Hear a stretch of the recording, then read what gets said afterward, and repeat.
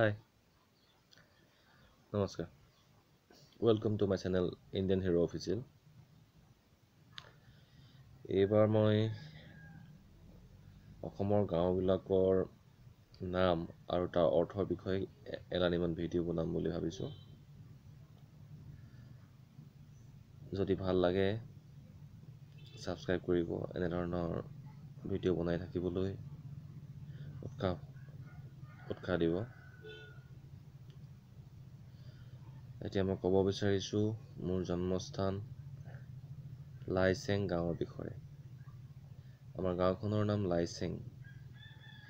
লাইচেং টাই ভাষাৰ শব্দ। ইয়াৰ অৰ্থ লাই মানে প্ৰথম আৰু চেং মানে পবিত্ৰ, অৰ্থাৎ প্ৰথম প্ৰতিষ্ঠিত পবিত্ৰ ঠাই। মহৌসকলে ইয়াতেই পূজা পাতলৰ বাবে থান প্ৰতিষ্ঠা কৰিছিল। এই অঞ্চলত টাইসকলৰ পয়হু বা চেংকিয়েন ৰাংবিচু বা বিহু উৎসৱৰ প্ৰধান ঠাই। অঞ্চলটো অতীতৰে পৰা যিহেতু কৃষি প্ৰধান, সেইবাবেই কৃষিৰ লগত জড়িত সকলো উৎসৱ লোকসকলে নিভাঁজ ৰূপত পৰম্পৰা ৰক্ষা কৰি পালন কৰি আহিছে। লাইচেং নামৰ লগতে ৰজিতা খোৱা এগৰাকী গাভৰু বিহুৱতী। এইগৰাকী গাভৰুৰ নামো লাইচেং আছিল। লাইচেং নামৰ পবিত্ৰ ঠাইৰ পৰাই বিহুৱতী গাভৰু লাইচেঙৰ পৰাই হ'ল। চাওপাসকলৰ ৰাজত্বকালত ইয়াতেই খাৰ বাৰুদ তৈয়াৰ কৰা ঠাই আছিল।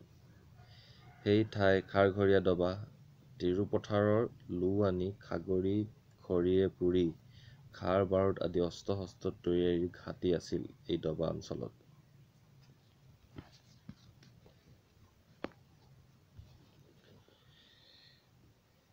শিৱসাগৰ জিলাৰ অন্য এখন মছফলীয় নগৰ হৈছে ডিমৌ।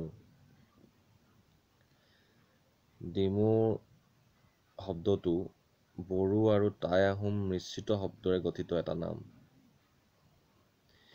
ডি শব্দৰ বড়ো অৰ্থ পানী বা নৈ। মৌ শব্দৰ টাই আহোম অৰ্থ মাটিৰ চৰু। এতেকে ডিমৌ শব্দৰ মূল অৰ্থ হ'ল মাটি চৰু তৈয়াৰৰ বাবে ভাল মাটি থকা নৈ গৰাহ।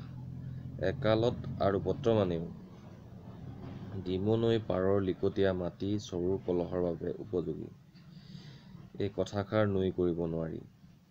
তদুপৰি ডিমৌ শব্দৰ কেৱল টাই আহোম অৰ্থৰ ফালৰ পৰা ডি ভাল, অৰ্থাৎ ভাল মাটি চৰুৱা ঠাই। এই ঠাইখন অতীজৰে পৰাই লেখত ল'বলগীয়া ঠাই, এই কথা বুৰঞ্জীয়ে সন্ধান দিয়ে। বড়ো, কছাৰী, চুতীয়া, মৰাণসকলৰ চৰণ চাপ একালত ডিমৌত পৰিছিল।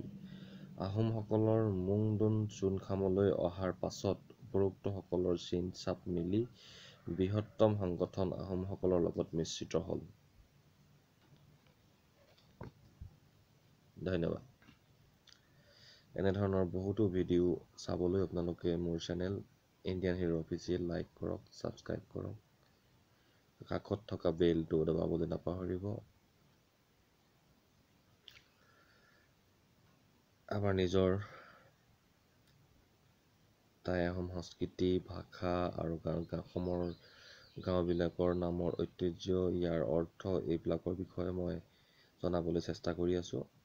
কিবা যদি ভুল ভ্ৰান্তি হৈছে শুধৰাই দিব আৰু